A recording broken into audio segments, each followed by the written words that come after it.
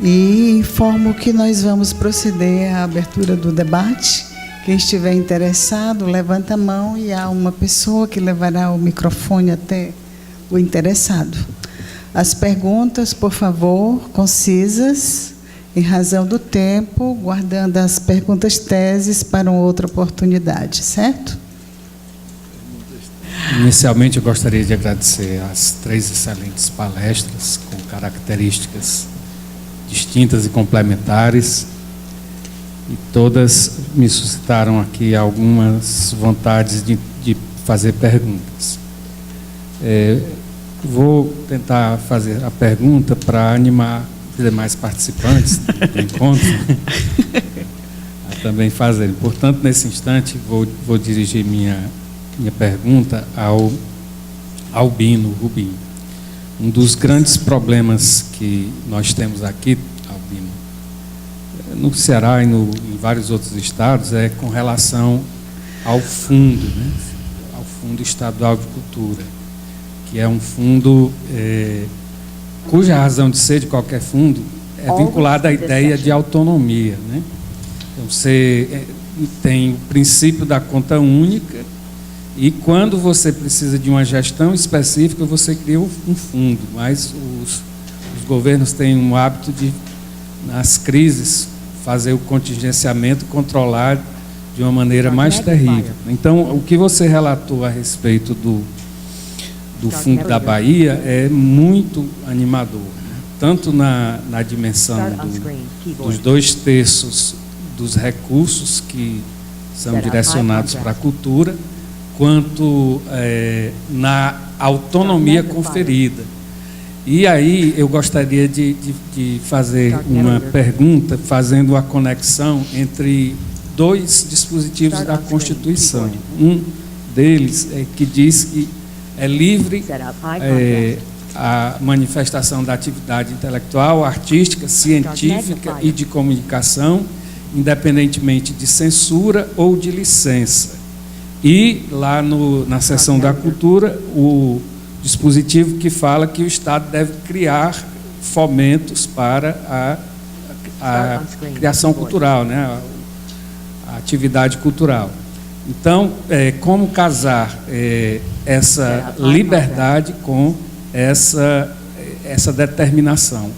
O que o Fundo de Cultura da Bahia faz, mesmo sendo um aporte estatal, não me parece ser o Estado fazendo cultura, mas apenas um instrumento para que as pessoas façam cultura. Já que, por exemplo, a secretaria e o secretário nada decidem, e quem decide comissão. É a comissão composta com zelo e republicanamente com periodicidade. Como é que você vê isso? É realmente o Estado fazendo cultura ou é o Estado apenas servindo de instrumental determinado pela Constituição? Boa tarde. Eu queria perguntar para o professor Marcelo, aqui no Brasil, já que o senhor comentou sobre a expansão do direito ambiental na Argentina, eu queria fazer uma pergunta bem pontual, que aqui no Brasil se estuda o patrimônio cultural pela doutrina ambientalista, pelo direito ambiental, não obstante os estudos mais recentes sobre o viés dos direitos culturais. Eu queria saber como é que é na Argentina, se o patrimônio cultural lá ele é tradicionalmente estudado pela doutrina ambientalista, os administrativistas, só para compreender como é que é isso. Muito boa pergunta. Muito oportuna. Alguém mais? Rodrigo. Professor Marcelo Sebrián. Recentemente na Argentina foi criado o Ministério da Cultura, não é isso? A minha pergunta é claro que é algo muito recente, mas o que de fato representou a institucionalização do Ministério da Cultura, e já que ele não existia antes, em termos federais, né, o Estado Federal Argentino, como é que a cultura era tratada pelas províncias, pelas cidades, né, argentinas, e se a institucionalização desse ministério representará, como no Brasil, uma tentativa de coordenação entre esses entes. Não sei se o senhor me compreendeu. Então, respondendo a Humberto, veja, claro, quando nós apoiamos via o fundo, nós estamos apoiando a sociedade que faz cultura. Isso, para mim, para nós lá na Secretaria, é nítido. O fundo, como outros mecanismos que nós temos, são mecanismos de apoiar a cultura que é feita pela sociedade, criada pela sociedade. Aí não, quando eu falei do que o Estado cria a cultura, são situações distintas dessa. Por exemplo, quando o Estado mantém um corpo estável, uma orquestra, um corpo de balé, um teatro experimental, certo? Quando ele mantém corpos, ou corpos artísticos, ou corpos, um conjunto de pesquisadores numa universidade, pesquisadores em vários campos, desde a área de ciência mais dura até a área de ciências de artes, de cultura, certo? Nesse caso específico, eu acho que o Estado cria a cultura, porque ninguém pode interditar que esses pesquisadores, por exemplo, eles sejam pesquisadores que não possam criar nada, ou que esse corpo de balé não possa ser um corpo criativo em termos de uma pesquisa da linguagem do balé, da dança, certo? Eu não vejo por que esses corpos eles não possam ter a possibilidade de criação, certo?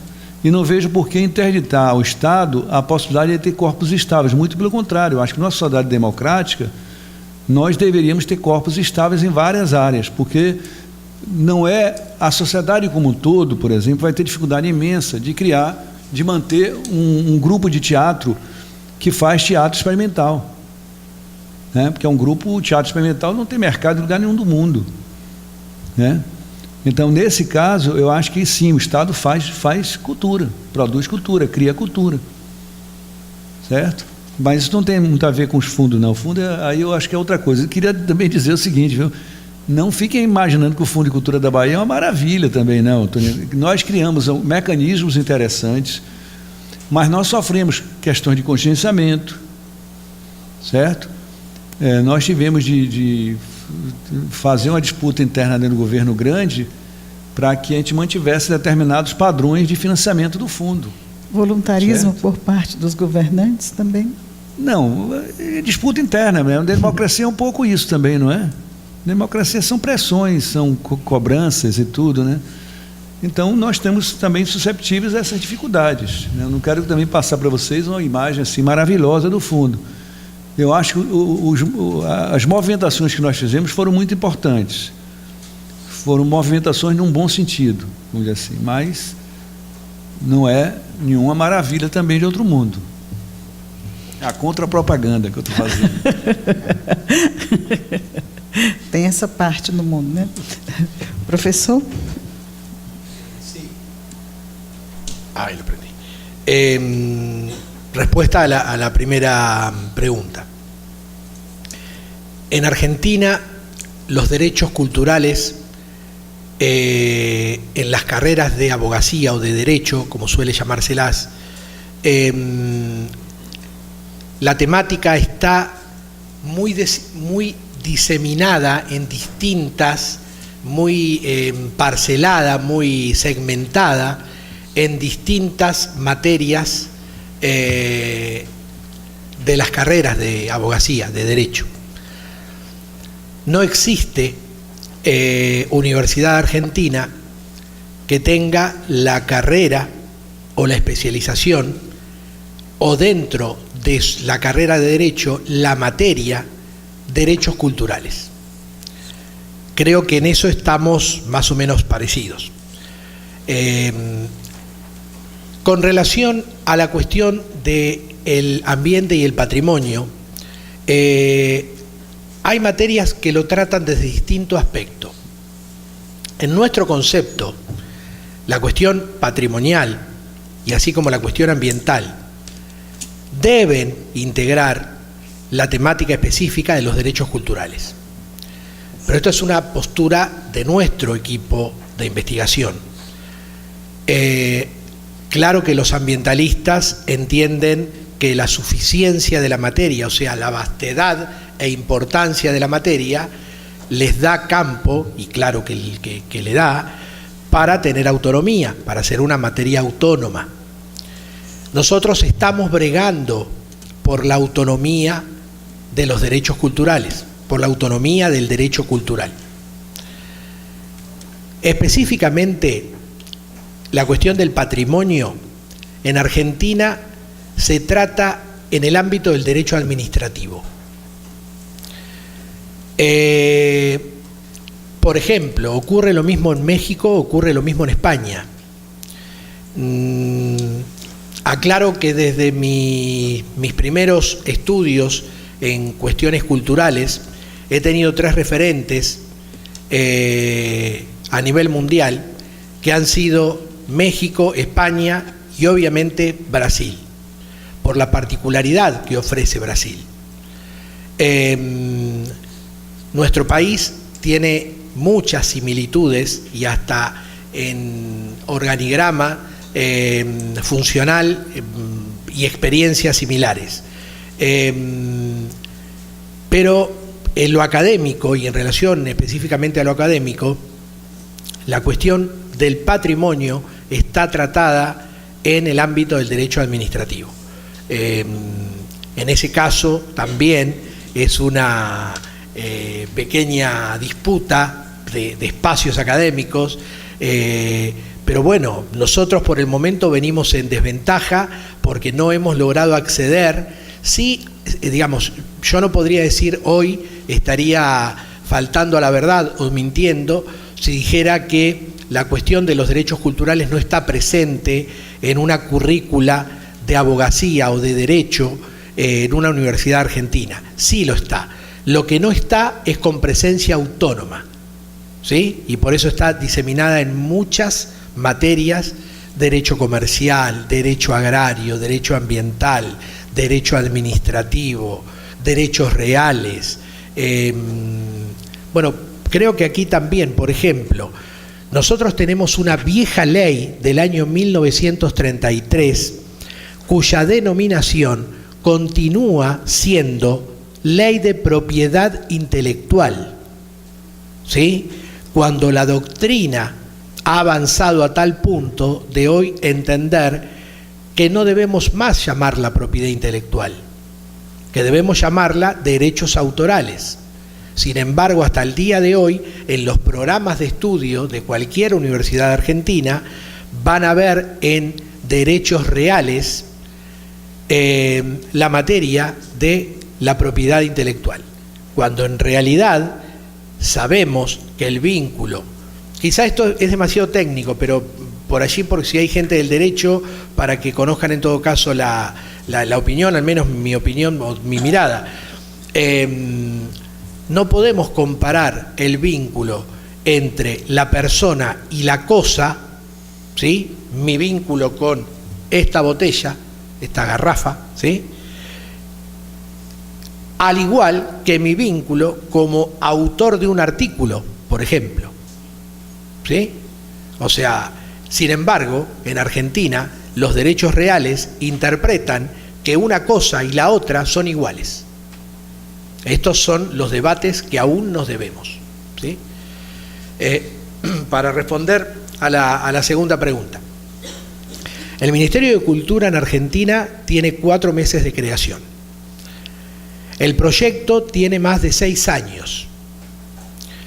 Quienes hemos participado asiduamente, corrientemente en los congresos argentinos de cultura, desde el año 2004 se vienen generando en distintos lugares del país congresos nacionales de cultura con una estructura muy particular. Se hace primero una instancia local que se denominan cabildos, ¿sí? Una instancia provincial, que ya es un congreso provincial o estatal, como sería en otros regímenes, y por último, la instancia nacional. Desde el año 2004 viene pidiéndose de manera muy enérgica la conformación o la creación del ministerio. La vieja Secretaría de Cultura de la Nación, dependiente del Poder Ejecutivo, de la Presidencia de la Nación, tenía rango ministerial, o sea, tenía rango de ministerio, pero no era un ministerio y el tratamiento era dispar. Obviamente eso generaba distorsiones, ¿sí?, en cuanto a la presencia de la relevancia de la materia. Digo, por ejemplo, esto que mencionaba sobre el final de mi charla, centrar o entender la importancia de la cultura como eje trascendente en el desarrollo de las comunidades, no podía ser tratado en una mesa de gabinete, ¿sí?, de equipo decisor, ¿sí? Esto fue oído, gracias a Dios, por presidencia de la Nación. Se modificó la ley de ministerio y se logró la creación del Ministerio de Cultura de la Nación, por primera vez en la historia argentina. La otra parte de su pregunta tenía que ver con cómo son, entiendo, las estructuras debajo de ese ministerio, cómo lo eran y cómo lo son en la actualidad. En la actualidad nada ha cambiado más que a nivel nacional. En la actualidad seguimos teniendo en los ámbitos provinciales, como les decimos nosotros, o estaduales, estructuras de distinta naturaleza. Lo más corrientemente hoy son los denominados institutos de cultura, ¿sí? La provincia de Buenos Aires, de la que provengo, por ejemplo, tiene esta estructura que tiene características muy particulares porque, por ejemplo, no solo no tiene autonomía, pero sí se le da autarquía, ¿sí? O sea, el presidente del equipo técnico, digamos, que dirige el Instituto Cultural, lo designa el gobernador, pero sí tiene autarquía, ¿sí? Tiene un sostenimiento público y además autarquía, o sea que puede procurarse sus propios recursos. Lamentablemente no se trabaja desde el punto de vista autárquico, y yo creo que esa es una falencia y una deuda que seguimos teniendo en Argentina. Y a nivel local, del mismo modo. A nivel local suele haber, con distintas denominaciones, direcciones, secretarías, subsecretarías, algunas son de deporte y cultura, otras son de turismo, deporte y cultura, otras son de turismo y cultura, con distintas denominaciones, pero en Bahía Blanca tenemos concretamente un instituto cultural, o sea, un ámbito similar al instituto provincial en el ámbito local. También con una estructura propia y de nuestra parte con una permanente crítica que venimos planteando. En el entendimiento que el presupuesto cultural es un derecho, estamos convencidos que el presupuesto cultural es un derecho. Observen ustedes que UNESCO, por ejemplo, recomienda el 1% del presupuesto de un Estado para acción cultural o destinado a cultura. En Bahía Blanca el presupuesto, en mi ciudad, el presupuesto en cultura alcanza el 5%. Esa es la buena noticia. La mala noticia es que más del 4 y algo más se va en estructura y gastos de funcionamiento. ¿Sí? Estas son las distorsiones por las que tenemos que seguir luchando y bregando. Y aquí es donde el derecho cultural se hace evidente. Aquí es donde los derechos culturales se hacen evidentes. Porque en donde todos comprendamos que un buen presupuesto cultural es lo que permite a las comunidades desarrollarse y al Estado emprender la acción que se le fue encomendada, obviamente el escenario cambia. El escenario se modifica totalmente y es solamente ejerciendo un derecho. Por eso entiendo que UNESCO en esto lo que ha establecido obviamente es nada más y nada menos que un piso, pero si ese piso va a estar distorsionado porque la aplicación de esos fondos terminan direccionándose hacia la no acción o la inacción o el mantenimiento de estructuras, estamos en problemas. ¿Sí? ¿Respondí a la pregunta? Mais perguntas? Primeiramente, boa tarde, pessoal da mesa e a todos os presentes. Gostaria da oportunidade de fazer uma pergunta para o professor Oriá, aproveitando também o seu conhecimento bastante sobre história. Eu sou da cidade de São Borja, sou conterrâneo do Getúlio, então seria inevitável perguntar sobre ele, né? Até porque nós temos muitos conhecimentos também em relação à própria família, também o próprio convívio diário, como que era a vida de Getúlio Vargas. No caso, professor Oriá, nós temos um conhecimento muito recente sobre a censura, através do DIP, que foi criado por Getúlio. Mas nós temos um conhecimento de censura mais recente em relação à ditadura, conforme as limitações de textos de jornais, também de falas nos rádios, mas também em livros. Sobre suas pesquisas, o que seria uma censura do período do Estado Novo, na época do Getúlio Vargas, em relação a uma diferenciação com uma censura da ditadura? Porque, como a do Estado Novo é muito mais antiga, nós não temos ainda bem essa percepção. Até porque os veículos de comunicações eram diferentes também. No caso, a televisão não tinha tanto clamor. Então, seria essa pergunta, se, quem sabe, nós, por histórias em São Borja, também sabemos que Getúlio também tinha questões bastante violentas em relação à família dele, principalmente ao seu irmão. Saber também se não haviam muitos ataques por meio dessa censura também aos canais de comunicação.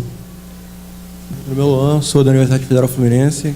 Queria fazer uma pergunta para o professor Albino Rubim. Você falou sobre os governos, Collor, FHC, do Lula, e eu queria saber como seriam qual o melhor método, se o senhor tem algum método, para poder institucionalizar políticas culturais que funcionam, porque às vezes a gente pode ficar o dissabor das eleições e a cada mudança de gestor acaba mudando também a forma como a cultura é tratada. Como fazer com que políticas culturais que funcionam continuem se mantendo ao passar dos governos? O grande problema, né, da continuidade das políticas culturais. Olá, boa tarde. Meu nome é Karel, quero fazer uma pergunta para o professor Auri. Certo? É o seguinte, Auriá. A pergunta é simples. O senhor falou sobre a questão da construção do herói nacional, né, dessa identidade nacional aqui no Brasil, na época do Getúlio, da brasilidade, né? Eu gostaria de saber mais que o senhor falasse um pouco sobre como o senhor vê essa brasilidade hoje, frente a essa globalização, em frente a todas essas intromissões de outras culturas. Obrigado.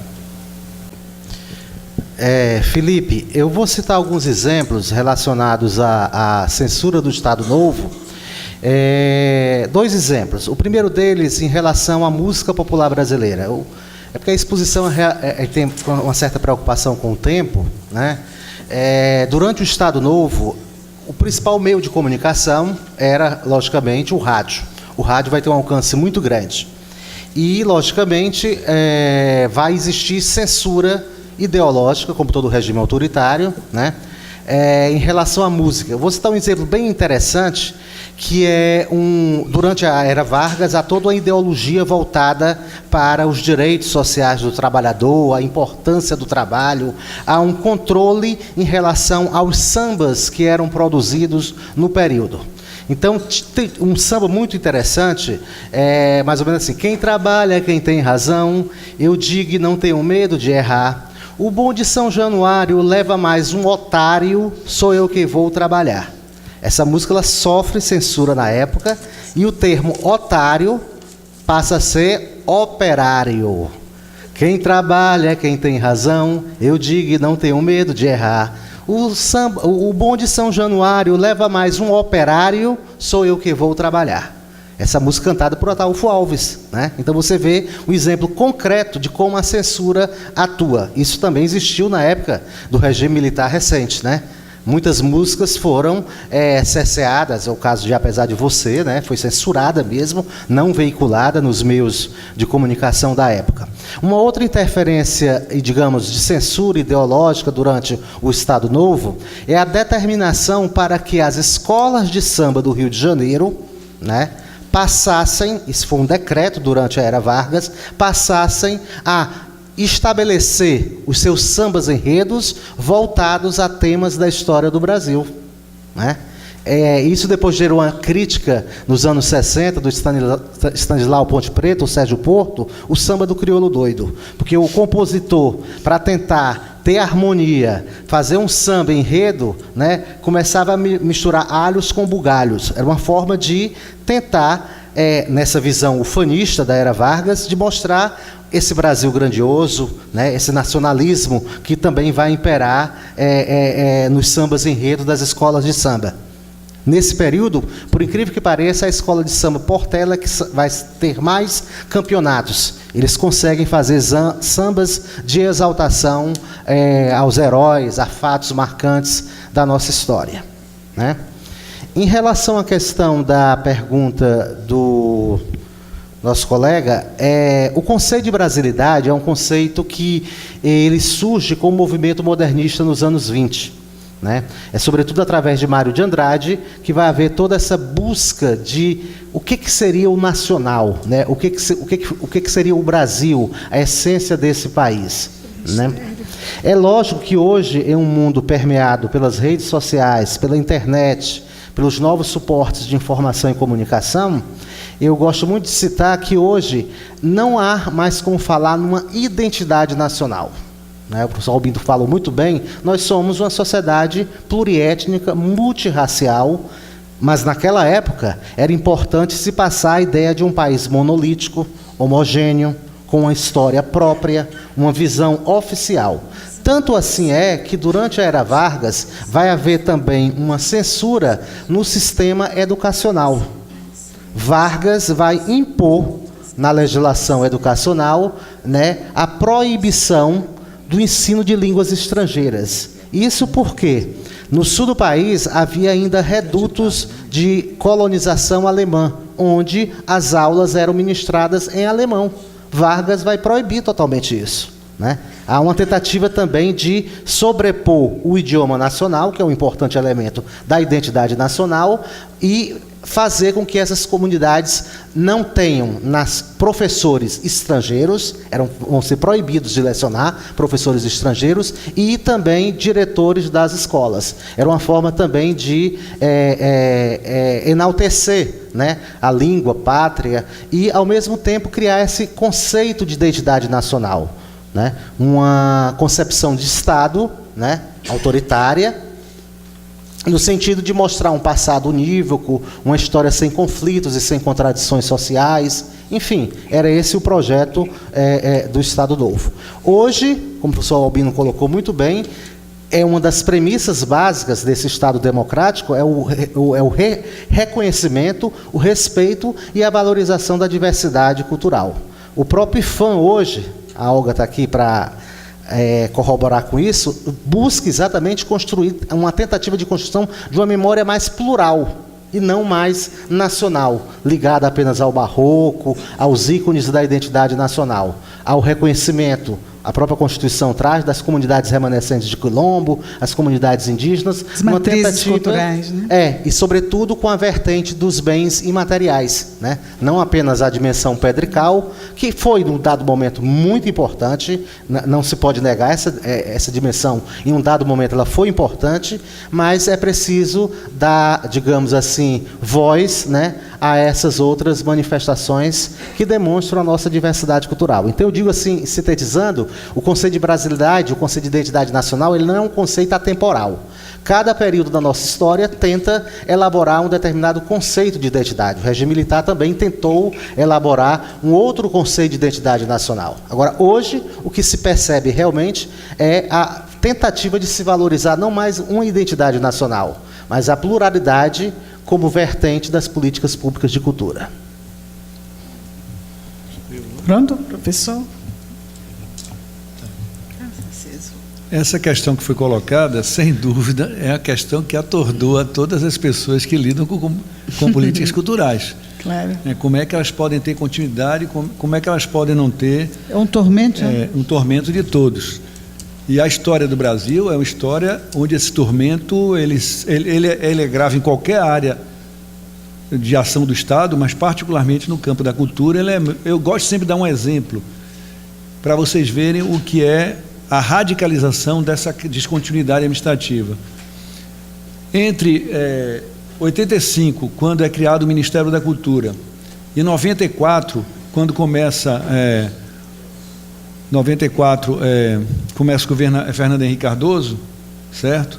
94, 95, então até o ano 94, nós tivemos no Brasil 10 responsáveis pela cultura.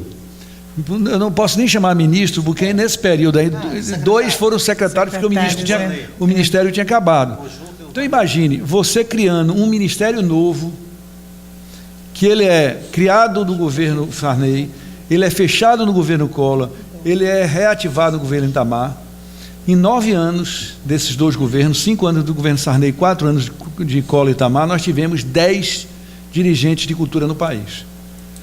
Por mais brilhantes que alguns deles fossem, e não foram todos brilhantes, você tem um Celso Furtado, que é uma figura brilhante, mas você tem outros que a gente nem vai lembrar, porque eram nada, né?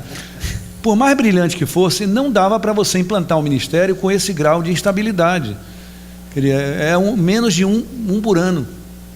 Menos de um ano para cada dirigente, né, na média, né? Então, é uma coisa totalmente complicada. Então, esse é um dilema. Eu acho que... como é que nós podemos superar isso? Eu acho que, primeiro, nesse período recente, nós tivemos duas políticas, pelo menos, que foram muito importantes nesse sentido. No governo Lula, o que ficou mais, a política que é mais visível é a cultura viva, né, os pontos de cultura. No entanto, nessa perspectiva que você está colocando, o que tem mais importância são dois procedimentos que foram implementados nesse momento. Primeiro, o Plano Nacional de Cultura, que é um plano de 10 anos, que é um plano que passa pelo Congresso Nacional, portanto, não é algo apenas do governo, é uma política de Estado, e é uma política de Estado diferente do que aconteceu na Colômbia, onde não se passou no Congresso Nacional, os planos de cultura de lá não passam no Congresso Nacional, o daqui passou no Congresso Nacional, então foi votado por todas as forças políticas. Então você tem aí o plano e tem o Sistema Nacional de Cultura. O plano porque faz um planejamento de longo prazo, coisa que é raríssimo no campo da cultura e que cria uma possibilidade disso. O sistema, porque o sistema cria estruturas, certo? E é a mesma coisa, quando a gente pensa, vamos pensar um outro sistema que tem no Brasil, assim, que é talvez o sistema mais exemplar que nós temos. O SUS, né? O SUS é uma estrutura. Qual é o governo que vai chegar lá e vai ter peito de acabar com o SUS e dizer, não faço mais? Não tem, quer dizer, criar uma estrutura, a estrutura ganha uma certa... se consolida, né? Agora veja, portanto, é preciso que você tenha investimento na institucionalidade, e é isso que é uma questão fundamental para a gente. O investimento em determinadas normas, em determinadas legislações é importante. Não é por acaso que o pessoal do Cultura Viva brigou para a legislação do Cultura Viva virasse lei, não é por acaso, né? Agora também tem outros mecanismos que fazem parte do jogo democrático, da democracia, que são as pressões, as lutas, a organização dos setores que tem a ver com aquela área. Então, se você tem um setor muito organizado, é muito difícil que haja descontinuidades políticas muito grandes, porque aquele setor está ali pressionando o governo, qualquer governo que seja, está pressionando o governo para que haja continuidade das políticas. Infelizmente, o campo da cultura é um campo muito desarticulado, muito frágil, né? Isso é um dado efetivo, né? Diferente de outros campos. Quer dizer, nós estamos na 3ª Conferência Nacional de Cultura. Quantas conferências aconteceram no campo da saúde? São, sei lá, talvez 20, sei lá, ou algo em torno disso. Então, você tem campos que são muito articulados, né? Então, isso pesa também.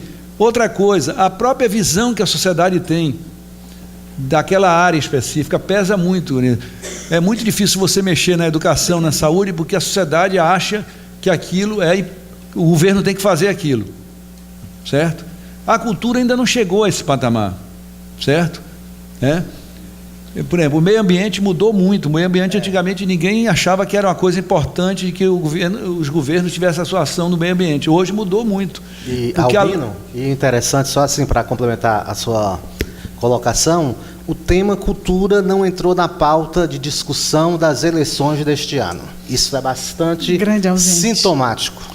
Certo? Então, infelizmente. Veja. E só um detalhe interessante, porque eu sou consultor legislativo, fico vendo lá, assessorando a Comissão de Educação e Cultura, e só aprovando leis, datas, efemérides, nome de viadutos, pontes, etc. e tal, que no próximo ano nós fazemos 5 anos do Plano Nacional de Cultura. Já éramos para estar pensando uma proposta de revisão. A lei estabelece que após 5 anos vamos rever as metas, as estratégias do Plano Nacional de Cultura. Nenhum presidenciável, nem tampouco que falava muito de desenvolvimento sustentável, vem a discussão, né, em torno como se a sustentabilidade não incorporasse, só incorpora o tema do meio ambiente, não incorpora o tema da cultura, é uma reflexão a se fazer. Então eu alerto, e até deixo a sugestão aqui para a organização do próximo, do quarto. Se pudesse separar, né?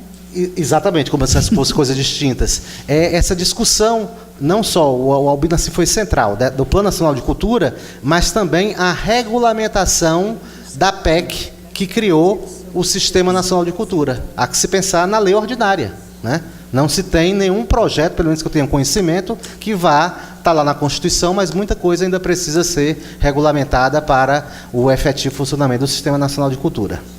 A regulamentação, pelo que me falaram, está na Casa Civil, já foi enviado pelo Ministério para a Casa Civil. Ah, tá, né? Agora, vejam, o que eu estava pensando também é o seguinte, vejam só, além de tudo isso, para a gente não ter bem ser totalmente pessimista, vamos dizer assim, esse ano, o ano passado, alguma coisa, foi criada uma comissão de cultura na Câmara, que não tinha uma comissão de cultura, era a comissão de educação e cultura, foi desmembrada. Esse é um dado importante, quer dizer, se a Câmara ela desmembra uma comissão e passa a ter uma comissão de cultura, é que aquele tema começa a ter mais vigência.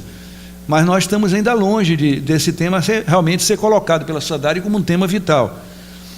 Portanto, quer dizer, tem esse conjunto todo de elementos, que são elementos. E tem um outro elemento que é a escolha macro-social, né, que se dá no momento de eleição. Obviamente, quer dizer, se um governo tem uma posição e passa outro governo, é muito provável que algumas, principalmente se são rupturas grandes, né, vamos dizer assim, todas essas coisas, Sistema Nacional de Cultura, Plano Nacional de Cultura, Plano Nacional não, que foi votado é lei, sistema também, mas eu tenho muita dúvida se ganha, por exemplo, o PSDB, se uma série dessas políticas vão ser implementadas. Eu tenho muita certeza que muitas vão ficar seguras, porque algumas delas vão ser ditas que são políticas do PT, e que na verdade não são, porque são políticas que foram muito mais amplas, na verdade. Então essa é outra dificuldade também, quer dizer, você tem, e mesmo quando você tem continuidade do mesmo partido, nem sempre você tem total continuidade, né? Vamos ser francos, né? Eu me sinto muito à vontade até de dizer isso, né? Porque eu já acho que vocês já perceberam, voto em Dilma, né? Mas deixa eu dizer, por exemplo, é nítido, outro dia a gente fez uma mesa no Enecult, que é um encontro que a gente faz de estudos da cultura, nós fizemos uma mesa que tinha Bernardo, Juca e eu estava na mesa, né?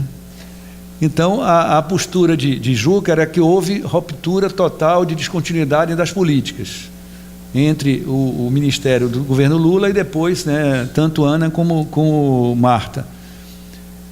Bernardo defendia que não, que houve continuidade. Mas vamos ser sérios, quer dizer, houve continuidade em algumas e outras não. Quer dizer, houve continuidade, o sistema andou, o Sistema Nacional de Cultura. O Plano Nacional de Cultura andou, que foram definidas as metas. O Sistema Nacional de Cultura foi aprovado, afinal de contas, porque ele estava no Congresso, ele estava rodando no Congresso. Mas, por exemplo, a gente tem alguma dúvida que, em relação à Cultura Viva, houve um conjunto de descontinuidades. A Cultura, que reformula a Lei Incentiva à Cultura, está lá tramitando. Se bem que o Procultura aí tem outro problema, que o Procultura, quando caiu na Câmara, ele virou um monstro que eu não sei para onde vai, porque ali tem tudo, quer dizer, ali eu não sei se é bom que ande ou não ande, eu tenho até dúvida, sinceramente. Porque, veja, por que eu estou dizendo isso? Pode parecer risível, né? Mas se avançar, vamos dizer, um Frankenstein legislativo, avança e é aprovado, você mata a discussão sobre financiamento da cultura durante alguns anos. Ele pode ser horrível, mas se ele for aprovado, ele para essa discussão, porque ninguém vai rediscutir uma lei que acabou de ser aprovada. Então a gente corre um risco, que é um risco sério, né? Em determinado momento o Procultura tem 100% de isenção, que para mim é um absurdo completo, né? Porque para mim a 100% de isenção é um absurdo completo. Você faz uma lei que chama Lei de Incentivo para incentivar as empresas a botarem dinheiro na cultura, e depois você dá 100% de isenção, aí o dinheiro todo é público. Então é um paradoxo. Para que eu faço uma lei para incentivar que venha dinheiro das empresas e cria uma isenção de 100% que bloqueia isso? Aí, vamos dizer assim, desculpe a palavra, que hoje em dia não está mais na moda falar de samba de crioulo doido, mas é algo semelhante a isso, porque é totalmente doido. É paradoxal, pelo menos, você fazer uma lei para incentivar e você dá um 100%, que é exatamente a empresa não botar nada, certo? Então vejam, mas eu me perdi um pouco, mas é isso, quer dizer, eu acho que essas decisões macroeconômicas, macrosociais, elas têm impacto. Agora, em que nível de impacto isso muda, depende dessas outras coisas que eu falei para vocês. Que ele ganhe um governante que é contra o SUS, ele não vai ter condições de botar o SUS, ele pode fazer com que o SUS desenvolva de forma mais precária, etc. e tal, mas ele não tem condição de virar o SUS, porque o SUS criou uma institucionalidade de tal ordem que é impossível simplesmente negá-lo. Mas o nosso Sistema Nacional de Cultura não está nesse patamar, né? Está no patamar muito mais frágil, né? Então, é isso. Eu acho que essa é uma discussão importante para a nossa área, porque nós temos que ter continuidade das políticas. Eu sempre digo o seguinte: eu fico admirado quando eu vejo na televisão ou em algum outro lugar se dizer, não, hoje a área plantada de batata diminuiu tanto, então você tem a possibilidade de um remanejamento de tamanho dos investimentos nessa área. Eu estou citando a agricultura, poderia citar outro. Mas tem algumas áreas sociais que não é assim. A área de ciência e tecnologia não é assim. Você fazer um bom grupo de pesquisa, você leva anos para fazer. Então, se você tiver descontinuidade, é uma tragédia para a pesquisa no país. Porque o tempo de maturação daquela área é enorme. Da mesma forma que o tempo de maturação da cultura é enorme. Se a gente pensar assim, um bom grupo de teatro, uma boa orquestra, quanto tempo leva para se montar? Então, se eu tenho descontinuidade, se eu tenho quebra de recursos, não adianta eu ter muito recurso no ano e ter pouco no outro, e depois ter muito no outro. Isso tem um efeito extremamente perverso. Essas descontinuidades têm um efeito muito perverso sobre a cultura e sobre a ciência e tecnologia. Pode não ter sobre outras áreas, você entende? Mas a gente é muito sensível a essa descontinuidade. E, infelizmente, essas descontinuidades são muito fortes na área da cultura, né? Mas isso depende da nossa fragilidade, né? Quando o pessoal diz assim, mas o governo não dá prioridade para a cultura, eu digo, sim, a prioridade não é só, porque nós do campo da cultura temos a seguinte noção: a prioridade para a cultura depende da sensibilidade do governante. Olha que fragilidade. A gente imaginar que se o cara gosta das artes, o dirigente, o governador, o prefeito gosta das artes, então vai ter uma política. Se ele não gosta, não vai ter. Não é assim, querido. Nós vivemos numa sociedade democrática que a política que tem de ser implementada por uma prefeitura, por um governo, sei lá, por quem, tem que ser, a comunidade tem que estar lá pressionando. Não pode ser uma coisa que se ancore apenas na sensibilidade do governante. E tem muita gente na área da cultura que acha isso, que depende da sensibilidade do governante, porra. E, pelo amor de Deus, se a gente ficar pensando que as políticas de cultura dependem da sensibilidade do governante, ele está perdido, né? Porque não é assim, depende de pressão democrática, que a sociedade democrática é isso, de institucionalidade, porque a sociedade democrática é institucionalidade, depende de normas e de leis, porque a sociedade democrática depende de uma série de coisas, também da sensibilidade do governante, mas isso não é a coisa mais importante, parece que é o que determina ter política ou não ter política, né? Se o governante tiver uma sensibilidade elitista igual ao Estado, vocês podem intervir, mas eu fiquei muito feliz em que essa Feira Panamazônica, se é concedido um bônus de R$200 apenas para os professores da SEDUC. Eu sou da SEDUC também, professora concursada, e sou da SECULT, Técnica em Gestão Cultural, e faço mestrado em Direitos Fundamentais. E aí você percebe uma lógica extremamente diferenciada de uma gestão anterior, que anteriormente nós tínhamos uma gestão, desculpa citar partidos, mas era do Partido dos Trabalhadores, e hoje nós temos uma gestão do PSDB. E aí, quando você tem só 2 focos, ópera e Feira do Livro Panamazônica, com países do Catar, outros países que não têm nada a ver com a nossa realidade amazônica, fica muito complicado. E aí, o que demanda, né? Os outros setores, os outros segmentos não são contemplados, tá? Não é colocado enquanto pauta de gestão. Em relação ao patrimônio histórico, que é a minha área, né, de pesquisa, você vê um descaso na tutela, na preservação desse patrimônio histórico, como nós já tivemos casos na antiga gestão do PSDB em 95, que se derrubou até o muro do Forte do Presépio, que é um dos meus estudos também. E aí é muito complicado isso, sabe? Porque você acaba elencando a partidos políticos e uma outra visão de cultura em que as camadas populares, os índios, os negros, as danças, o imaterial, a cultura imaterial, ela infelizmente ela não é valorizada, e você vê que ela é diversificada em vários pontos regionais. Então eu fico muito feliz e quero parabenizar inclusive a coordenação por esse evento e as palestras de cada palestrante, tá? Só em termos de contribuição. O meu nome é Sandra. Tá? Obrigada, Sandra. Mais alguma pergunta? Temos tempo? Vamos encerrar, então, agradecendo as brilhantes palestras proferidas pelos nossos convidados, extremamente enriquecidas.